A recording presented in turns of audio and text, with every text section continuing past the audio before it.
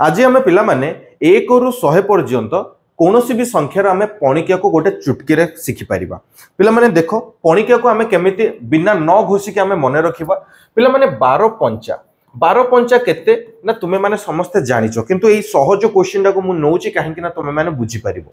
पिला माने 12 को मु 10 प्लस 2 हिसाब रे लिखि पारिबी कि नहीं लिखि पारिबी एंड ताहा सहित पिला माने बंटन नियम अनुसार एटी 5 भी गुणा हबो 10 रे 5 पिला माने गुणिले केते ना 50 2 रे 5 गुणिले पिला माने 10 तो केते हे गला ना 60 तो 12 पंचा 60 ठीक सेमिति पिला माने ठीक सेमिति मु जदी 13 पंचा कुहे 13 पंचा कुहे ताले 10 पंचा 50 5 3 15 50 को पिला माने मु 15 मिसे देले केते ना 65 तो 13 पंचा 65 पिला माने मु मुहे मुहे हिसाब करली तुम मानको पई प्रश्न पिला माने तुम मानको पई प्रश्न तुमे 17 दुगुणे केते मते एही मेथड रे करिके कमेंट माध्यम रे जणैबो।